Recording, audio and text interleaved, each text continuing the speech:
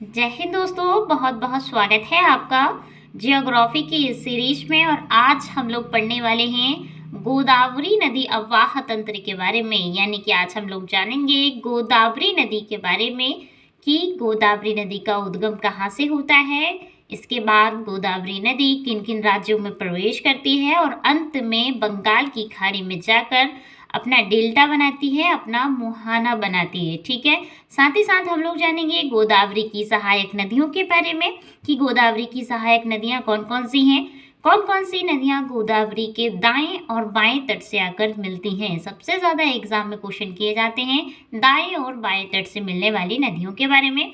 ठीक है, लास्ट में हम मैप के माध्यम से भी जानेंगे कि गोदावरी नदी कहाँ से निकलती है और कहाँ अपना डेल्टा बनाती है। तो चलिए बिना देरी किए वीडियो को शुरू करते हैं। सबसे पहले हम गोदावरी नदी के बारे में सामान्य परिचय देखेंगे। ठीक है, तो सामान्य परिचय में हम जानेंगे कि जो गोदावरी नदी है वो प्रायद्वीपीय भारत की सबसे बड़ी नदी है। सबसे पहले तो आप ये जानिए, यदि आप भारत की बात करेंगे तो भारत की राष्ट्रीय नदी गंगा है। ठीक है, 2525 किलोमीटर के आसपास गंगा की लंबाई है। ठीक है, और लेकिन यदि आप दक्षिण भारत की बात करेंगे तो जो गोदावरी नदी है वो दक्षिण भारत में सबसे बड़ी नदी है और दक्षिण भारत को प्रायद्वीपीय भारत भी कहा जाता है। अब आप सोच रहे होंगे इस शब्द के बारे में, प्रायद्वीपीय भारत के बारे में बहुत सारे लोगों को इस शब्द के बारे में पता नहीं होता है।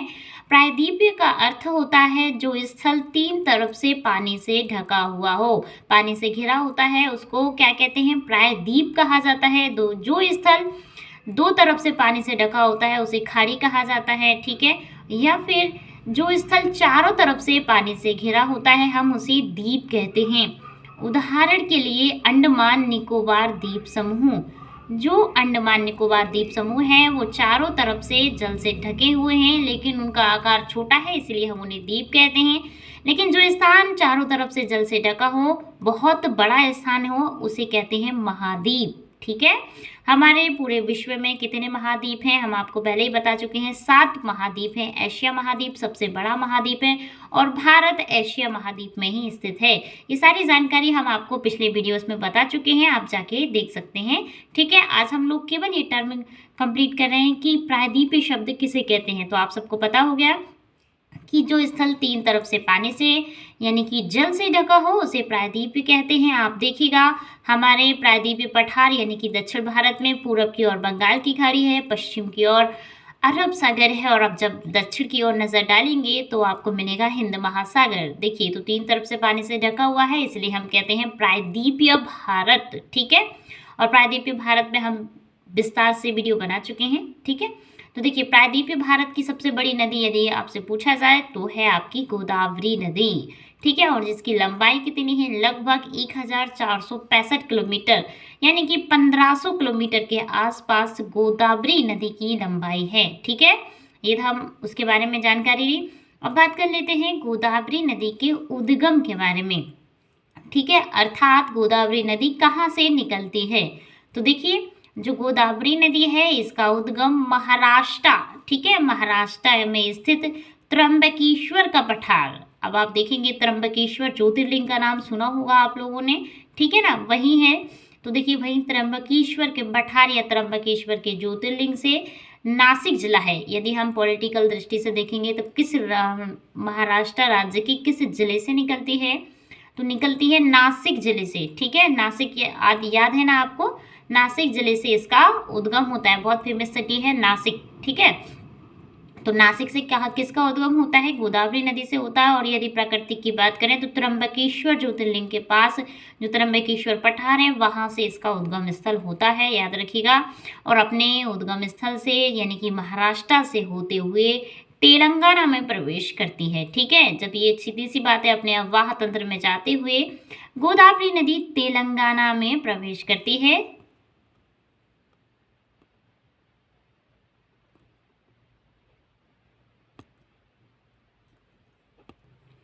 आगे देखिए, जब ये तेलंगाना में प्रवेश करती है तो तेलंगाना के बाद ये छत्तीसगढ़, ठीक है, ऐसा माना जाता है छत्तीसगढ़ में थोड़ा सा हिस्सा टच करती है गोदावरी नदी। छत्तीसगढ़ और उड़ीसा, ठीक है, दोनों ही पड़ोसी राज्य हैं तो दोनों का ही थोड़ा हिस्सा टच करती है, या फिर दोनों के बीच है ना, सीमा बनाते हुए, दोनों राज्यों के बीच सीमा बनाते हुए आंध्र प्रदेश में प्रवेश करती है। किस राज्य में? आंध्र प्रदेश में प्रवेश करती है। आंध्र प्रदेश में राजमुंदरी का नाम सुना होगा आपने। राजमुंदरी को टोबैको सिटी ऑफ इंडिया कहा जाता है। पूरे भारत में यदि सबसे ज़्यादा कहीं पे तंबाकू का उत्पादन होता है तो वो होता है आपके आंध्र प्रदेश में।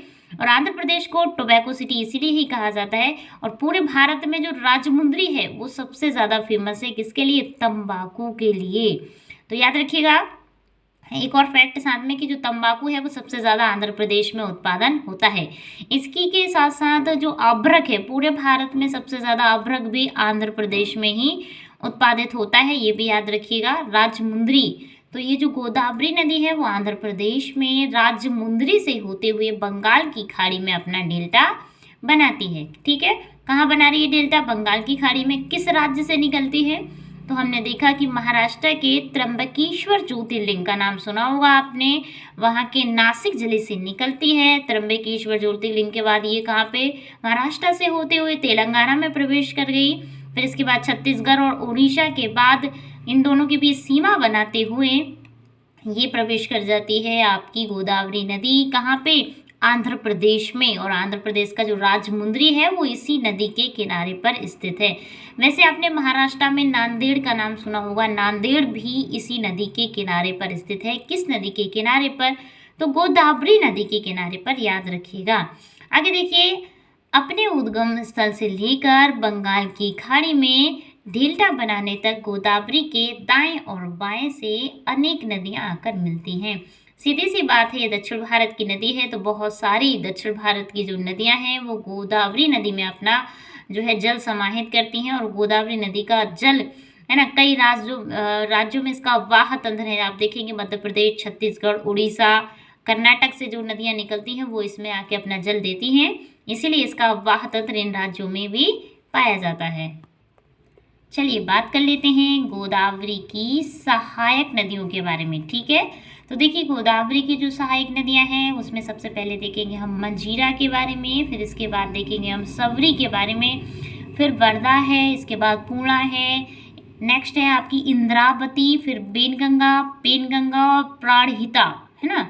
इतनी सारी नदियां हैं जो गोदावरी में अपना जल देती हैं। इसके बाद गोदावरी में समाहित होने के बाद ये सभी नदियां गोदावरी के साथ बंगाल की खाड़ी में आके गिर जाती हैं। तो चलिए बात कर लेते हैं गोदावरी की सहायक नदियों के उद्गम के बारे में, अर्थात ये जो गोदावरी की सहायक नदियां हैं इन इतनी सारी नदियों का उद्गम कहाँ से होता है। ठीक है, सबसे पहले बात करेंगे हम पूर्णा नदी की।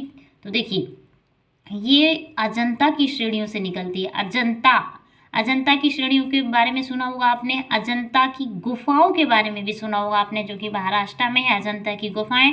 और आप सबको पता है कि इतिहास में जब आप आर्ट एंड कल्चर कवर करेंगे तो अजंता की गुफाओं का निर्माण किस शासक ने कराया था, किसके टाइम पीरियड में इसका निर्माण हुआ, तो गुप्त काल के शासक में। ठीक है ना, गुप्त काल में अजंता की गुफाओं का निर्माण हुआ था। और अजंता की श्रेणियाँ, ठीक है ना, अजंता की श्रेणियों से ही, उन्हीं श्रेणियों से निकलती है आपकी पूर्णा नदी, और ये महाराष्ट्र में ही गोदावरी से जाके मिलती है। सीधी सी बात है, जो अजंता की जो श्रेणी है वो महाराष्ट्र में ही स्थित है, याद रखिएगा। नेक्स्ट है आपकी वर्धा नदी। ठीक है, पहले हमने पूर्णा के बारे में पढ़ा, दूसरी है वर्धा। ये वर्धा है, ये सह्याद्री पर्वत से निकलती है। सह्याद्री पर्वत का नाम भी, ये सारी महाराष्ट्र में ही है, सह्याद्री पर्वत भी महाराष्ट्र में। हम डिटेल से आपको पर्वत वाले वीडियो में इन सब के बारे में बता चुके हैं। सह्याद्री पर्वत से निकलती है आपकी वर्धा नदी। चलिए नेक्स्ट है आपकी पेनगंगा और वेनगंगा, याद रखिएगा। ये पेनगंगा है, वो वेनगंगा है, एक और है। ठीक है, जो पेनगंगा है ये भी अजंता की श्रेणियों से ही निकलती है। अजंता की जो श्रेणी एकदम श्रेणी में होती हुई कटी छटी है, तो वहाँ से बहुत सारी नदियों का, छोटी छोटी नदियों का उद्गम स्थल है और वहीं से निकल जाती हैं नदियाँ। इसके बाद गोदावरी में आके मिल जाती हैं। नेक्स्ट है आपकी इंद्रावती नदी। इसका उद्गम भी ओडिशा के पठारी क्षेत्र से होता है, मतलब मेन रूप से ये ओडिशा से निकलती है, याद रखिएगा, ओडिशा से। ठीक है ना, कौन सी नदी? इंद्रावती नदी। ठीक है, उड़ीसा में महानदी सबसे ज़्यादा फेमस है। हम कल महानदी के बारे में पढ़ेंगे। ठीक है ना, महानदी पे बना हुआ है हीराकुंड बांध। ठीक है, उसके बारे में जानेंगे। तो देखिए इंद्रावती जो नदी है निकल कहाँ से रही है, उड़ीसा से, लेकिन ये कहाँ पे आके, ये आपके आंध्र प्रदेश की साइड आके आपकी जो इंद्रावती नदी है वो गोदावरी में आके मिल जाती है। इसके बाद आपकी सबरी नदी है, इसका उद्गम आपके छत्तीसगढ़ के पठार से होता है। कहाँ से होता है, छत्तीसगढ़ के पठार से होता है। तो देखिए नदियाँ निकल अलग अलग स्टेट से नहीं है, लेकिन ये सभी आंध्र प्रदेश में आके किससे, गोदावरी से आके मिल जाती हैं। आगे देखिए ये दक्षिण भारत में हम बात करेंगे गोदावरी नदी की। तो देखिए दक्षिण भारत में गोदावरी नदी को दक्षिण की गंगा के नाम से भी जाना जाता है ना। जैसे उत्तर भारत की गंगा तो हमें पता ही है, लेकिन दक्षिण भारत की गंगा किसी गोदावरी नदी को कहा जाता है। और अब हम मैप के माध्यम से पढ़ेंगे गोदावरी नदी के बारे में।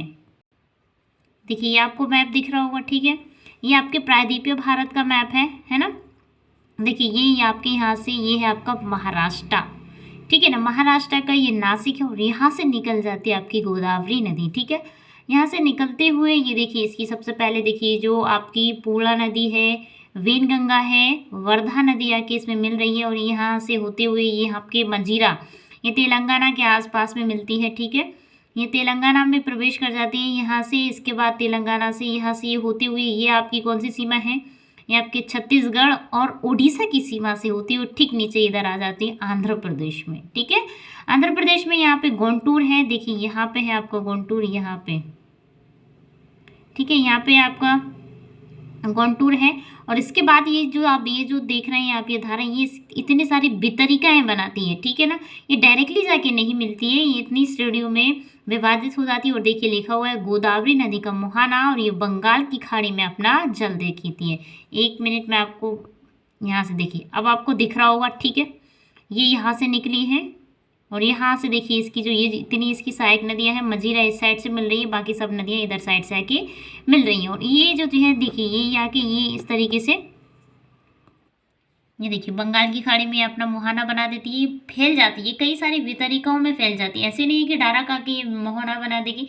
यहाँ पे के आपका कोलेरू झील का नाम सुना होगा, है ना। मैं आपको मैप के माध्यम से, एक और दूसरे मैप के माध्यम से हम आपको बताएंगे, ठीक है। देखिए अब हम दूसरा मैप देखेंगे, एक बार और नदियाँ देख लेती है। देखिए यहाँ से निकली है गोदावरी, गोदावरी कहाँ से, यहाँ से, ठीक है, नासिक से। इसके बाद इसकी जो सहायक नदी है, यहाँ पे अजंता का पठार है, ठीक है ना, अजंता का नाम सुना होगा, अजंता का पठार। और यहाँ पे आपका सह्याद्री है, और छोटी छोटी पहाड़ियाँ हैं, वहाँ से ये निकल रही हैं नदियाँ। पूर्णा है, वेनगंगा, वर्धा, पेनगंगा, शबरी, इंद्रावती आपके इस ओर से निकलती हैं, पूरब की ओर से निकल रही हैं, ठीक है, पूरब की ओर, यानी कि ये आपके झारखंड, छत्तीसगढ़, और ये आपकी इंद्रावती जो उड़ीसा से निकलती है मेन रूप से, ठीक है। इधर इस साइड से देखेंगे आपके दाएं ओर से, तो ये देखिए मंजीरा वगैरह निकल रही हैं, और ये आके सारी की सारी नदियाँ गोदावरी में मिलती हैं। चलिए देखिए आपको भारत का, दक्षिण भारत का मैप दिख रहा होगा, ठीक है। इसमें हम सबसे पहले देखिए उद्गम स्थल देखेंगे। तो देखिए ये जो उद्गम स्थल है, ये देखिए यहाँ से, है ना, यहाँ से होता है आपके गोदावरी नदी का उद्गम, ठीक है। ये देखिए यहाँ से होते हुए, ये देखिए इसमें अभी बहुत सारी नदियाँ आएंगी, ये यहाँ से होते हुए, ये जो गोदावरी नदी है यहाँ से एक ये देखिए थोड़ा सा आपका ये जो सीमा टच करती है, ये छत्तीसगढ़ है, ठीक है। छत्तीसगढ़ के बाद ये आपकी, ये क्या है, ये है आपके उड़ीसा का थोड़ा सा भाग, और ये आपके आंध्र प्रदेश में इंटर कर जाती है। और ये देखिए लिखा हुआ है आपको गोदावरी, 1 मिनट, ये देखिए गोदावरी नदी का मुहाना है। इसी के पास है आपकी ये कोलेरू झील। ये जो गोदावरी नदी है बहुत सारे भागों में विभाजित हो जाती है, छोटी छोटी धाराएं बना लेती है, वितरिका बना लेती है, ठीक है। अब इसकी सहायक नदियों के बारे में देखेंगे, तो ये देखिए यहीं से शुरू हो गई हैं। ये आपकी बेनगंगा, ये देखिए हमने अभी देखा था कि अजंता की पर्वत श्रेणियों से निकलती है बेनगंगा, यहाँ से निकलते हुए कितने चक्कर लगाती हुई, ये देखिए आपके छत्तीसगढ़ से होते हुए इसके बाद में आपके यहाँ पे आके मिलेगी वेनगंगा नदी। इसके अलावा भी देखिए यहाँ से निकल रही है बहुत सारी, इधर से देखिए पेनगंगा निकल रही है, ये आपकी सबसे शुरुआत में ये आपकी मंजीरा वर्धा नदी हमने देखा था, वर्धा है, पूर्णा है। इधर साइड से जब आप देखेंगे जो महानदी वाला जो एरिया है, जो आपकी उड़ीसा की तरफ से निकलती हैं आपकी, ये दिख रहा है ना आपको, ये जो नदी निकल रही है देखिए यहाँ से निकल गई है, ये सबरी नदी है, ये इंद्रावती नदी है, ठीक है ना। नाम नहीं दिए गए हैं, लेकिन आपको समझ में आ रहा होगा शायद, ठीक है, क्योंकि हम आपको पहले ही बता चुके हैं कौन कौन सी नदियाँ गोदावरी की सहायक नदियाँ हैं, ठीक है। कुछ नदियाँ यहाँ से निकलती हैं, यहाँ से हरिश्चंद्र पर्वत श्रेणी से फिर इसके बाद इसी में जाके मिल जाती हैं। तो चलिए आज का वीडियो हम यहीं पे समाप्त करते हैं, मिलते हैं अगले वीडियो में। तब तक के लिए जय हिंद, जय भारत। वीडियो देखने के लिए आप सभी का बहुत बहुत धन्यवाद। प्लीज़ दोस्तों, यदि वीडियो समझ में आए तो कमेंट ज़रूर कीजिएगा, ठीक है। Thank you.